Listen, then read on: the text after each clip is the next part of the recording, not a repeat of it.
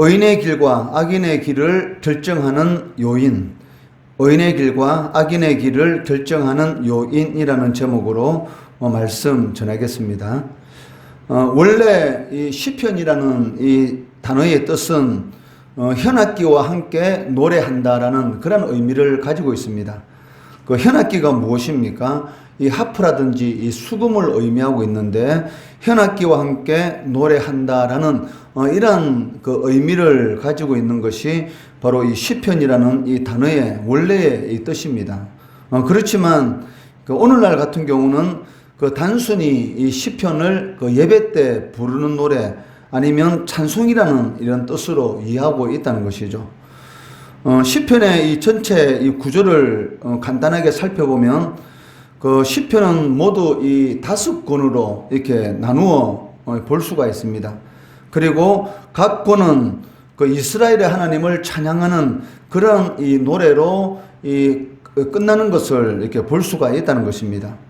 제1권은 그 시편 1편에서 41편까지를 제1권이라고 하는데 41편 이 13절, 즉 41편이 마치는 그 13절 이 마지막 절 이 말씀을 보시면 그 이스라엘의 하나님 여호와를 영원부터 영원까지 송축할지로다 아멘 아멘으로 이렇게 마치고 있습니다.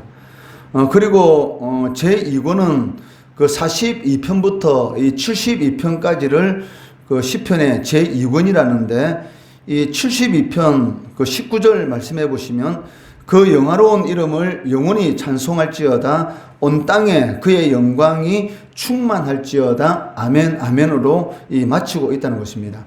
그리고 제3권은 이 73편부터 이 89편까지인데 이 89편 52절 말씀해 보시면 여호와를 영원히 찬송할지어다 아멘 아멘으로 이 제3권을 이 끝마치고 있고 제4권은 이 90편에서 이 106편까지를 제4권이라고 하는데 106편 이 48절 말씀해 보시면 여호와 이스라엘의 하나님을 영원부터 영원까지 찬양할지어다 모든 백성들아 아멘 할지어다 할렐루야라고 마치고 있고 그리고 마지막 제5권은 시편 이 107편부터 150편까지가 제5권 이 마지막 권인데 이 150편 이 6절 그 시편을 마치는 이 150편 이 6절의 말씀이 무엇입니까? 그러니까 호흡이 있는 자마다 여호와를 찬양할지어다 할렐루야라는 이 말씀으로 이 마치고 있다는 것입니다. 이 그 5권으로 이렇게 시편이 이루어지는데 이 5권의 이 시편이 마칠 때마다 찬양할지어다라는 이 말이 이렇게 반복적으로 이렇게 나오고 있는 것을 볼 수가 있습니다. 이러한 이 시편의 이 형식을 통해서 우리가 알 수가 있는 것은 그 인간이 이 존재하는 목적이 무엇인가? 그러니까 시편이라는 것은 그 하나님의 백성들이 지금 현재 이 당한 그러한 이 상황 가운데서 하나님 앞에 이 기쁨으로 노래하는 그러한 이 내용이라든지 아니면 고통과 환난 가운데서 하나님 앞에 부르짖는 그러한 이 내용들이 이 기록된 것이 시편입니다. 그러니까 시편이라는 것은 현재 지금 상황 가운데 겪고 있는 그런 하나님의 백성들이 이런 그러한 그 상황들을 하나님 앞에 아래는 그러한 내용이 기록된 것이 이 시편이다라고 이렇게 말 수가 있는데 이 시편의 이 5권의 이 형식 이 가운데서 그 이 시편을 마칠 때마다 이 찬양할지어다라는 이런 이 말씀이 이렇게 반복적으로 나오는 그 이유가 무엇인가? 그것은 그 인간이 존재하는 목적은 오직 그 하나님을 찬양하는 것이다라는 것을 이 강조하기 위한 것이라는 것이죠. 우리가 하루하루의 삶을 살아가는 그 목적이 무엇이냐면 궁극적으로는 이 하나님의 영광을 위한 것입니다. 그 너희가 먹든지 마시든지 무엇을 하든지 오직 하나님의 영광을 위하여 하라라고 이렇게 말씀하시는 이유가 무엇이냐면 그러니까 인간이 진정으로 그 행복하게 살 수 있는 그 길이 무엇인가? 바로 이 소요리 문답에서 이 질문하는 것처럼 사람이 제일 되는 그 목적이 무엇인가? 거기에 대한 이 질문에 대한 답이 무엇입니까? 그 하나님을 영화롭게 하고 하나님을 즐거워하는 것이다. 즉 매일의 삶 가운데서 하나님께 영광 돌리고 그리고 하나님과 동행하는 그런 삶에 대해서 기쁘고 즐거운 마음으로 하나님을 섬기는 것이다 라고 말을 하고 있다는 것이죠. 즉 이 시편도 마찬가지입니다. 그러니까 이 시편이 강조하는 그 내용이 무엇이냐면 오직 그 하나님을 찬양하는 것, 이것이 진정으로 인간이 존재하는 목적이고 그러한 삶을 살아갈 때만이 참으로 행복한 그러한 삶을 살아갈 수 있다라는 것을 가르쳐 주는 것이 바로 이 시편의 기록 목적이다라고 말을 할 수가 있다는 것입니다. 시편이 이렇게 이 5권의 이런 그 형식으로 이렇게 짜여진 것은 이 모세 5권이 이게 5권으로 이렇게 되어 있지 않습니까? 그러니까 학자들은 왜 시편이 이처럼 이렇게 5권으로 이렇게 나뉘어져 이렇게 짜여져 있는가? 그 이유에 대해서 모세 오경이 이 5권이 되어 있기 때문에 그 틀에 이 맞춘 것으로 대부분의 이 신학자들은 보고 있습니다. 그 이유가 무엇이냐면 그 이 시편이 우리들에게 교훈하는 것이 그 하나님을 찬양하는 것, 이것이 인생의 존재 목적인데 그러한 삶을 살아가기 위해서는 어떻게 해야 합니까? 바로 이 모세오경, 하나님께서 하신 그 말씀을 묵상하고 그리고 그 말씀을 우리의 삶 가운데 적용하는 그러한 삶을 살아갈 때만이 진정으로 행복한 그러한 삶을 살아갈 수 있다라는 것을 가르쳐 주기 위해서 이 모세오경이 바로 이 5권으로 이루어진 것처럼 시편도 이 모세오경의 틀을 따라서 이 5권으로 이렇게 그 짜여지도록 만들었다라고 이렇게 보고 있다는 것이죠. 시편 1편, 그 오늘부터 살펴볼 이 시편 가운데, 오늘 그 이 시간 살펴보는 그 이 시편 1편은 그 시편 전체에 대한 이 서론이다라고 이렇게 말을 할 수가 있습니다. 시편 1편은 그 지혜시로 이렇게 되어 있는데, 그 인생의 이 참된 지혜가 어디에 있는지를 우리들에게 가르쳐 주고 있다는 것입니다. 그 시편 이 1편의 이 구성을 보면 그 복 있는 사람, 즉 복 있는이라는 이 단어가 제일 처음 이렇게 나오고 있는데 이 복 있는이라는 이 히브리어 단어는 그 아시레라는 그 단어를 이렇게 사용하고 있습니다. 그런데 이 아시레라는 이 단어에 처음 시작하는 이 알파벳이 무엇이냐면 그 이 알렙이라는 이 히브리어 이 알파벳을 사용하고 있는데 이 알렙이라는 그 히브리어 이 알파벳은 그 히브리어 알파벳의 첫 자음입니다. 우리가 영어의 이 알파벳은 A, B, C, D 이렇게 시작하는 것처럼 그 히브리어 알파벳은 그 알렙, 베트, 김멧, 달렛 이렇게 시작하거든요. 그러니까 히브리어 알파벳의 첫 단어가 이 알렙이라는 단어인데 그 시편 이 1편에 이 복 있는 제일 첫 단어가 시작할 때 이 알렙이라는 이 단어, 이 자음으로 시작하는 이 아시레라는 이 단어로 이렇게 시작되고 있다는 것이죠. 그리고 그 시편 이 1편의 6절 이 마지막 이 단어가 무엇이냐면 이 망하리로다.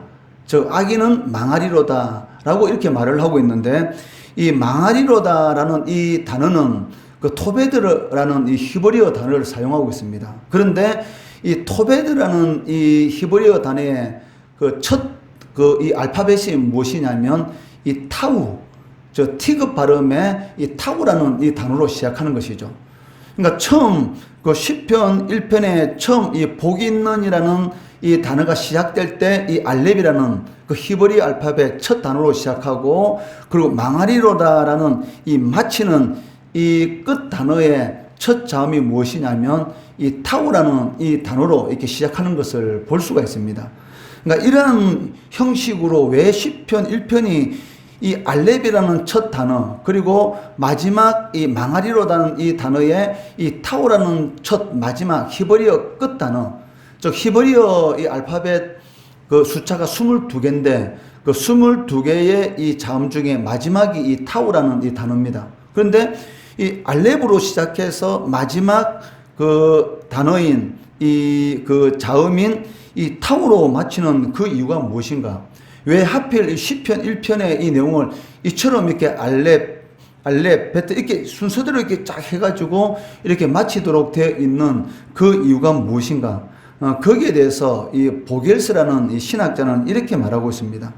즉 시편 이 1편은 우리 인생의 시작과 이 끝이 무엇인가를 우리들에게 보여주고 있고 인생 전체를 담고 있는 그런 시편이 바로 이 시편 1편이다. 이렇게 말을 하고 있다는 것이죠.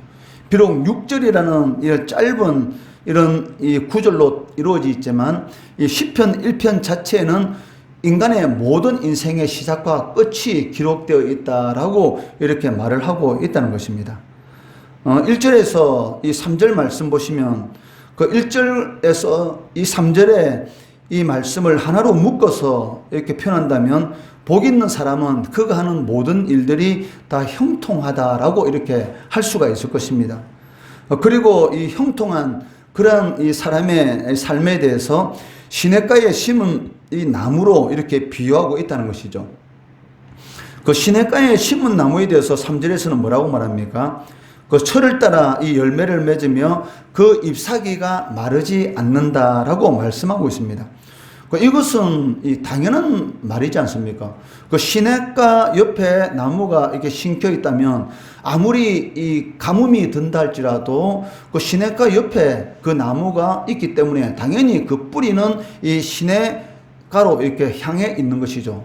그렇기 때문에 당연히 그 물을 이 공급받기 때문에 그 때를 따라서 열매를 맺는 것, 즉 가뭄이라든지 이런 환경에 전혀 상관이 없이 이 열매를 맺는 것은 당연하다는 것입니다.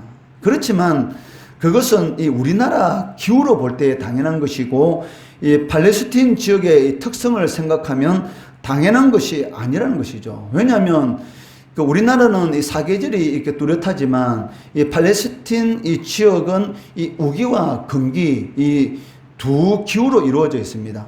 그리고 1년에 6개월은 건기고 6개월은 우기이기 때문에 그 우기 때야 당연히 이 시냇가에 이렇게 물이 흐르고 있지만 건기 때는 그 6개월간의 비가 내리지 않기 때문에 시냇가에 이 물이 다 말랐던 것이죠.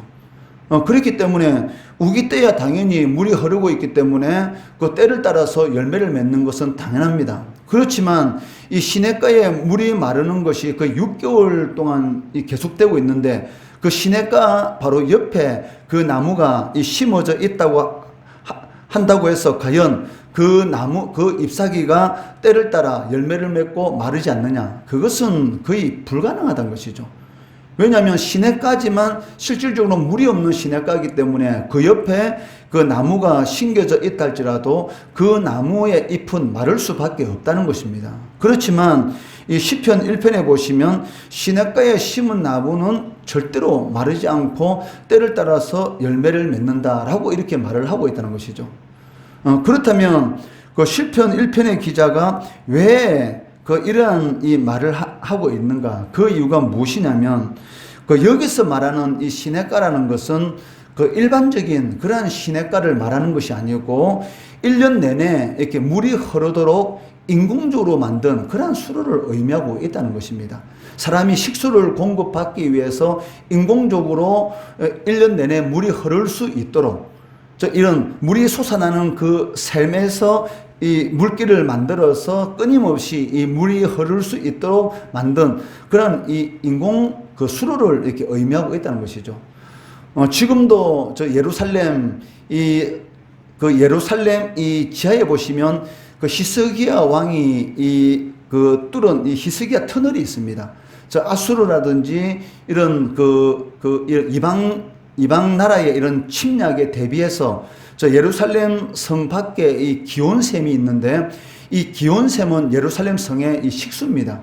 그런데 이 기온샘이 예루살렘 성 밖에 있기 때문에 그 기온샘이 만약에 이방인들이 예루살렘을 이렇게 침략해서 그 물길을 막으면은 도저히 견딜 수가 없는 것이죠. 그래서 이 히스기야 왕이 이 아수르의 이 침략에 대비를 해서 이 예루살렘 성 밖에 있는 이 기온샘으로부터 이 지하로 이게 수로를 이렇게 뚫은 것이죠.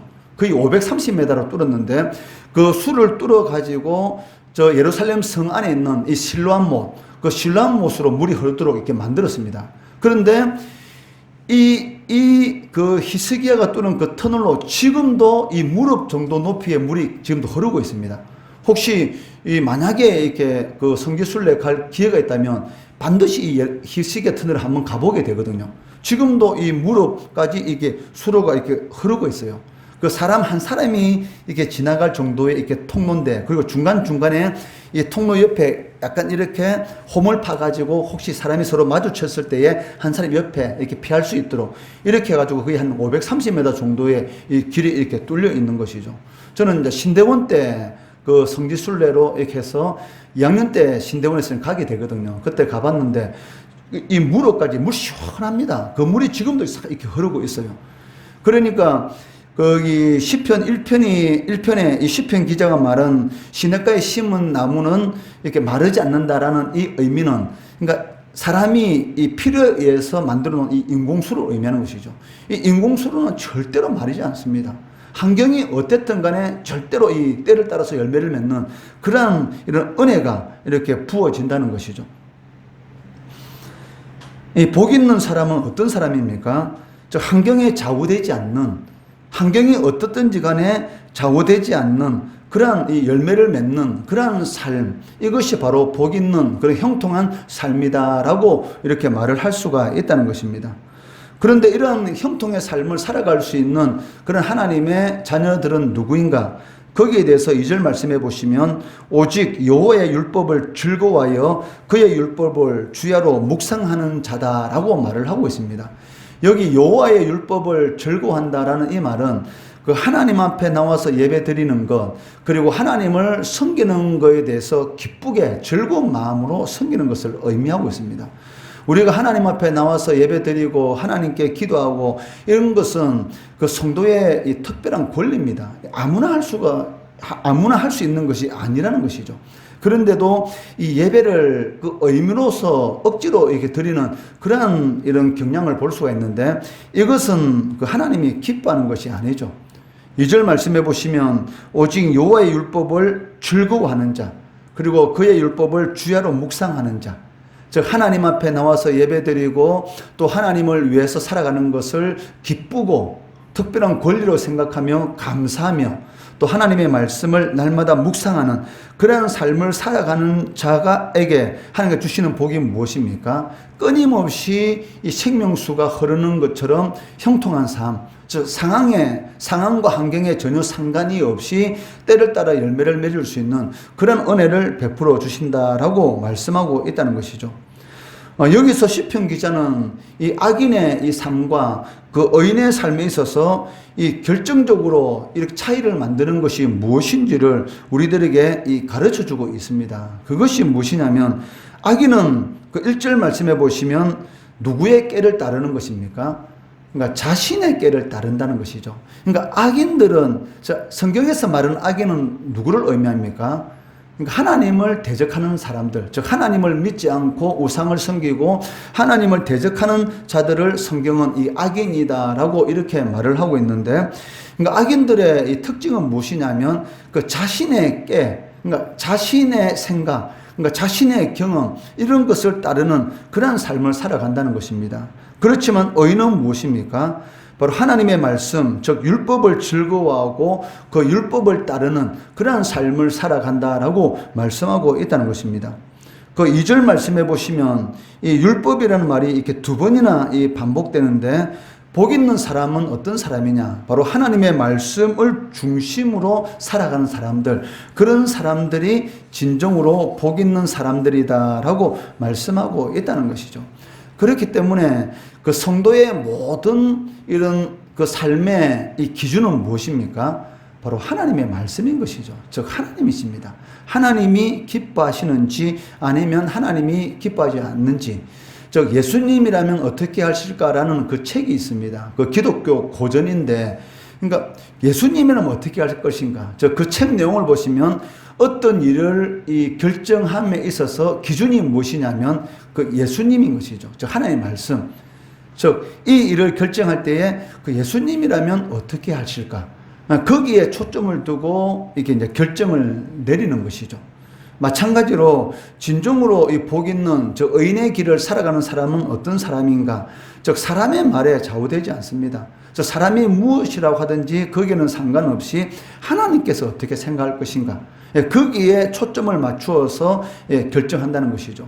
그것이 바로 이 악인의 길, 즉 자신의 꾀를 따르는 사람들과 의인의 길, 즉 하나님의 말씀의 기준으로 해서 따르는 그런 사람들의 이 차이다라고 이렇게 말씀할 수가 있다는 것입니다. 이 4절 5절 말씀해 보시면 이 악인은 의인과 전혀 다르다라고 이렇게 말씀하고 있습니다. 4절 말씀해 보시면 악인들은 그렇지 아니함이여 라고 말씀하고 있고 5절 말씀에는 악인은 하나님의 심판을 도저히 견디지 못하고 의인들의 모임에 들어갈 수가 없다. 즉 구원받을 수 없다라고 말씀하고 있다는 것입니다. 그리고 결론적으로 6절 말씀에서는 이 시편 그 1편의 전체 주제를 담고 있는데 그 6절 말씀해 보시면 의인이 등장하고 악인이 등장하고 이 하나님이 이렇게 등장하고 있는데 그 이 두 사람, 즉 의인과 그 악인의 이 대조적인 그런 운명에 대해서 두 개의 다른 길이 이렇게 제시되고 있지 않습니까? 그 의인이 걷는 길은 하나님께서 이 지속적으로 인정해 주시는 길이고 악인의 길은 무엇입니까? 망하리로다. 즉 인생의 끝, 즉 히브리어 알파벳 마지막 글자인 타우로 마치는데 그 인생의 끝은 무엇이냐? 즉 의인의 인생의 끝은 무엇입니까? 하나님께서 인정해주는 삶이 되는 것이고 악인의 인생의 끝은 무엇이냐면 이 망하는 그러한 길이다라고 이렇게 교훈하고 있다는 것입니다. 그 하나님께서 의인의 길은 인정하신다라는 이 말씀은 무엇입니까? 그러니까 하나님이 동행하는 결코 실패하지 않는 그러한 삶을 살아가도록 이끌어 주신다, 즉 인도해 주신다라는 그런 의미를 가지고 있다는 것이죠. 그러니까 하나님께서 우리의 성도들의 삶을 인정해 주신다라는 것은 하나님이 함께 하신다. 요셉이 그 감옥에 갇혔지만 하나님께서 함께 하시니까 그 감옥의 자리가 어떤 자리입니까? 그러니까 불통의 자리가 아니고 불행의 자리가 아니고 형통의 자리였던 것이죠. 그러니까 어디에 있는 것은 사실은 중요한 것이 아니라는 것입니다. 즉 나와 하나님께서 함께 하시면 그 자리가 형통의 자리인 것이고 아무리 대골 같은 그런 큰 집에 있다 할지라도 하나님께서 함께 하지 않으시면 그 길은 불통의 자리, 즉 불행의 자리라는 것이죠. 이것을 성경은 끊임없이 강조하고 있습니다. 즉 하나님이 함께 하시느냐 아니면 하나님이 함께 하지 않느냐, 이것이 바로 그 형통한 삶 그리고 불행한 삶, 이 기준이 되는 것이죠. 그러니까 우리는 꼭 알아야 할 것이 무엇이냐면 그 성도의 삶은 성공의 삶이라고 말을 하지 않습니다. 뭐라고 말을 하겠습니까? 승리의 삶. 그러니까 성도의 삶은 승리의 삶이죠. 그러니까 승리하는 삶입니다. 그러니까 성공이 아니죠. 예수 믿지 않는 사람들도 인간의 기준으로는 성공했다 이렇게 말을 하잖아요. 그렇기 때문에 성도의 삶은 승리의 삶이다 이렇게 표현한 것이지 성공의 삶이다라고 이렇게 말을 하고 있지 않다는 것이죠. 즉 영적인 전쟁에서 이 사탄과의 승리하느냐 실패하느냐 이것으로서 이 좌우가 된다는 것입니다. 그렇기 때문에 이 의인의 길을 하나님께서 인정하신다라는 것은 하나님이 함께 하시는 삶, 그 삶이 진정으로 행복한 삶인 것이고 하나님께서 함께 하지 않으면은 아무리 좋은 그런 환경이 있다 할지라도 그 삶은 이 불행한 삶이다라고 이렇게 말을 할 수가 있다는 것입니다. 성경에는 악인의 길, 의인의 길, 그리고 의의 길, 이렇게 길을 통해서 우리 인생에 이 갈림길이 있다라는 것을 분명히 이렇게 보여주고 있는 것이죠. 의인의 길은 영원한 생명의 길인 것이고 악인의 길은 파멸과 죽음으로 가는 길이다라고 성경은 분명히 우리들에게 가르쳐주고 있습니다. 그렇기 때문에 하나님께서 기뻐하시는, 즉 하나님을 내 인생의 기준, 내가 어떤 일을 결정함에 있어서 하나님께서 어떻게 생각하실까? 하나님께서 어떻게 하는 것이 기뻐하실까라는 그 기준에 맞추어서 결정하게 되면 환경은 아무 상관이 없습니다. 어떤 상황 가운데 있을지라도 하나님께서는 이 마르지 않는 그런 물길과 같은 그런 은혜를 베풀어 주시고, 그런 은혜를 통해서 때에 따라서 열매를 맺을 수 있도록 하나님께서 복을 주신다는 것이죠. 이러한 때를 따라 열매를 맺는 그 하나님께서 기뻐하시는 그런 의의 길을 걸어가시는 우리 성도 되시기를 주의 이름으로 축원합니다.